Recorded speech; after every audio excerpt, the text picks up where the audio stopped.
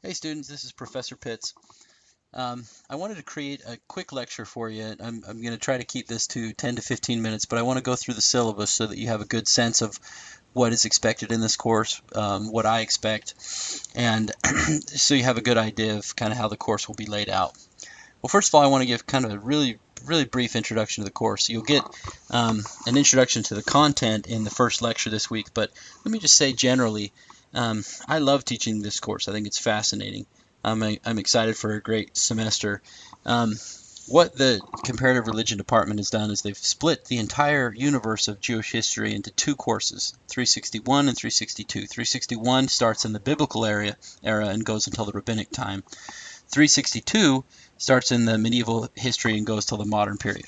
Um, a lot of students that I've seen in the past feel a little more confident with the biblical narrative, whether they're Jewish themselves or Christian and are just kind of more familiar with the stories. A lot of the information that we'll be going through in this semester might be new to a lot of you.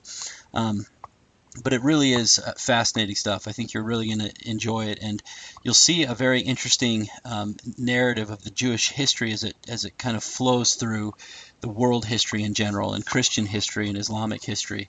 Everything is just so closely tied together. There's no one particular religion or faith grows or develops in a vacuum. They always influence each other. They always react off of one another. And so I think that whether you're Jewish or not, whether you're practicing or even religious or not, hopefully this course will illuminate something about yourself or something about the world in which you live, and you'll be able to see things a little bit clearer. So the challenge that we have in this course is really trying to sum up everything in the 10, 12 weeks or however many that we have in the course. If you just think about for a second your own identity, whether it's your ethnicity or your religion, or whether you consider yourself American, and think about trying to sum up what that means to be American in two courses. We could talk about politics, we could talk about the wars that the United States has fought, we could talk about social reform, things like that. It's just, there's so much to talk about, and it would be so hard to fit it into two courses. Well, that's the challenge that we have with this course.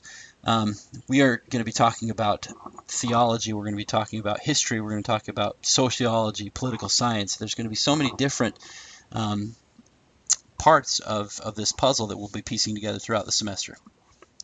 So I want to start by just kind of scrolling through the syllabus, and we'll skip through some of the general information, the course description, and some of the learning goals and things like that. I'd love for you to read that, be familiar with that, but I think you get a lot of this on all your different syllabi that you have throughout the semester.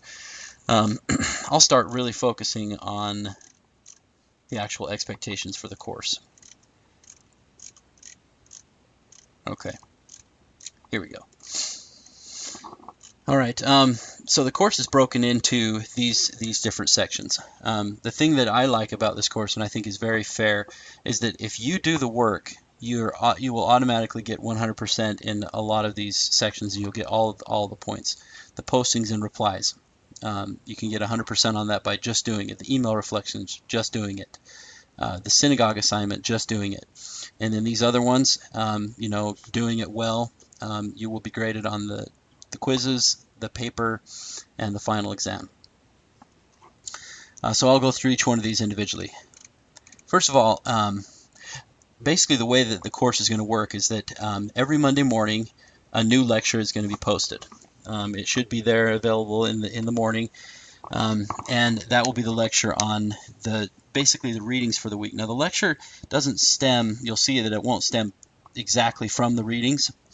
I obviously want you to do the readings, but I see the lecture as an opportunity for me to sort of tell a broader narrative, tie the readings together, tie it together into sort of a narrative that builds on the previous week's narrative. And then the quizzes that we have will come from the lectures and from the readings, so I do expect that you have the readings. By Thursday, the quiz will be posted. So I really don't want you to just log in on Monday and do everything for the entire course on Monday. I really want you to come back to the course throughout the week, just as you would one of your standard classes that you attend Monday, Wednesday, and Friday.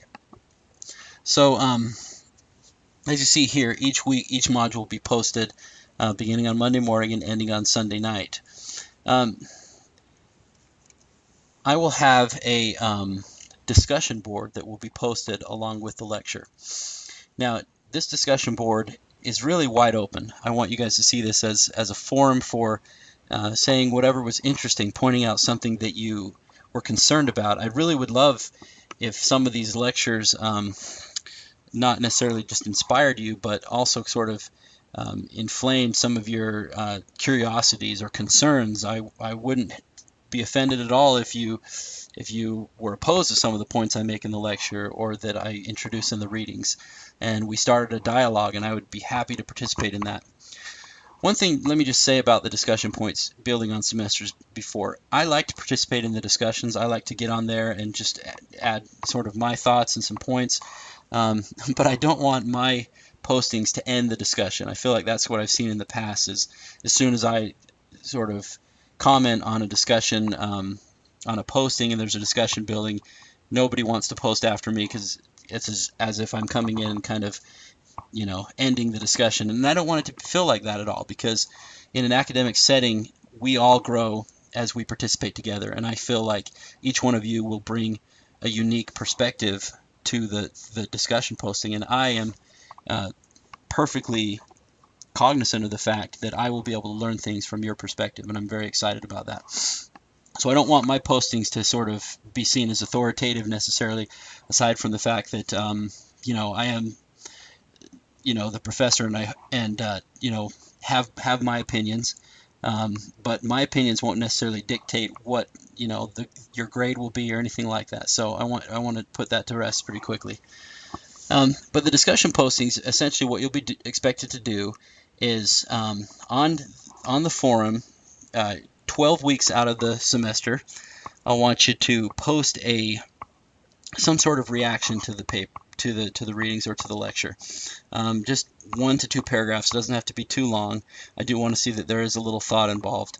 But just put it on there, and then we'll let the students react. As you see, you'll have 12 posting requirements and 20 reply requirements. So that means 20 times during the semester, I want you to log into other people's postings and just give your response and give your reply. Generate some discussion. This is a way that you will come to know each other better as colleagues, and a way that we'll be able to learn and grow together a little bit. So throughout the semester, this is basically going to make up a large percentage of the amount of time that you put into the classes, preparing for and posting your discussion postings. If you do all of these, you will get credit. If I look at your postings, and I will look at every one of them, and I see that you put some thought into it, then I'll give you credit for it. Now, you can only post once per week and have it count towards your grade. Post as many times as you'd like per week. I'd love that. I love when students kind of go above and beyond, but I'll only count 1 per week towards your grade and 2 per week for the replies. Now, the schedule for the posting is that by Thursday evening at midnight, I require that the posts are in. And then Friday, Saturday, and Sunday can be days for replies and discussion. I've seen when I taught this class the first semester that I did, we started to get all the postings in on Sunday, and there wasn't time for discussion. So I do require that all the postings are in by Thursday at midnight. Make sure that they're in, and then the rest of the days will be spent replying to the postings. Now, you can reply prior to Thursday if you'd like. If somebody is posted on Monday or Tuesday, feel free to reply and start the discussion then. But any new postings posted after Thursday evening won't go towards someone's grade. Now, we're going to be reading an amazing book this semester called The Sabbath. It's by a former professor of Jewish mysticism here in the United States. His name is Abraham Heschel. It's a beautiful book. Very deep, very theological. I mean, I think it really gives a good sort of introduction to the spirituality of Judaism. So we'll be reading that throughout the semester. Now, keep in mind that I haven't portioned that out on your reading schedule. You'll be reading our other texts going on with each week, and I haven't given time each week for the Sabbath. Now, it's a very quick read. You could genuinely sit down and read it in a couple of hours, but I just want to make sure that the Sabbath assignment doesn't come due and students are saying, wow, I didn't even see it in the syllabus, I didn't see when I was supposed to be reading it, just know that you need to read it throughout the semester. I believe it's on week 7, but it'll be in your syllabus. There will be an in-depth assignment where you will be required to post to some reaction questions to the Sabbath. By and large, students in the past have absolutely loved this book. Don't feel like you have to love it. React naturally to it, but I think generally you should feel that it's a good introduction to the spiritual context of Judaism. All right, the next, there it is on the Sabbath, on the 7th week. Now this is sort of the rubric that I use generally for deciding what are good postings. Look through that when you have some time. Each week you'll have a quiz, 14 quizzes. I'm not going to do one this first week, but we'll start next week. There'll be 15 points per quiz. Fairly clear. The questions will be either multiple choice or true or false. And again, they'll be based largely on the lecture and also on the reading as well. So throughout the semester, I will kind of evaluate how we're doing on quizzes. In the past, I've given students the opportunity to make up 1 or 2 quizzes of their choice. That may be something that I do again. I'll consider that throughout the semester and kind of see how everyone's doing. But the quizzes shouldn't be too challenging. But this is where, when students haven't prepared, 15 points per quiz with over 14 weeks, that does add up to a lot of points, 210 points. So students can really hurt their grades if they don't pay attention and don't focus on the quizzes. So make sure to keep that in mind. Email reflection. This assignment is basically because this is an online class. Now, there's so many good things about the opportunity to do things online, but one of the things is that we just don't get the face time that we do in our other classes. So I don't get to know the students as well as I would like, and don't really have that interaction. One of the reasons that we do the forum is so that we can have that interaction, but also I want to hear from you directly. So throughout the semester, I'd like to get at least 5 emails from you. Feel free to email me anytime you'd like, but 5 emails in regards to the email reflection. What I'd like you to do is title those email reflection dash and then the number of the reflection, number 1 through 5 throughout the semester. So it's easy for me to track. But essentially what I wanted to see in that is just respond to sort of something that has got your attention in the class. Let me know how you're doing. Let me know what you like. Let me know something that was fascinating to you, something that was interesting, something that you found in your own research that was prompted by something from this course. Whatever, kind of the same rubric as the forum postings, but just something to communicate directly to me.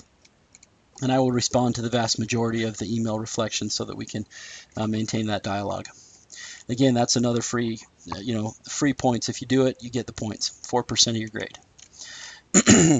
Now, excuse me, the last sort of free points is the synagogue assignment. And this is a writing assignment, but I won't grade this necessarily for content or grammar or anything like that. If you've done it, and if you fulfilled the requirement and I can see that you did it, then I'll give you full credit.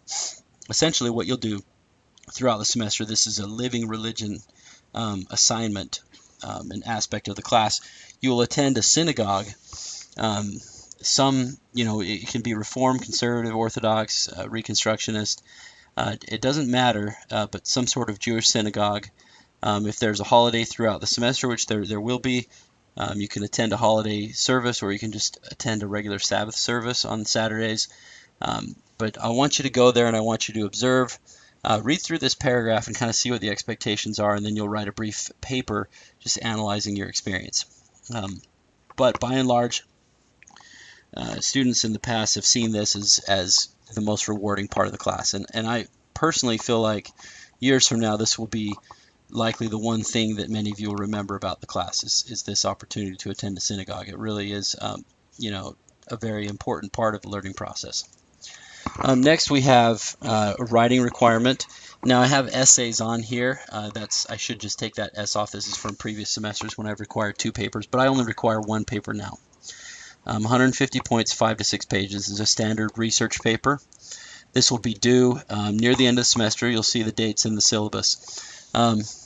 I will post a little bit more about this paper and what's expected throughout the semester, but essentially what you're going to do is you're going to pick one of the modules and you're just going to come up with a research question based on that module.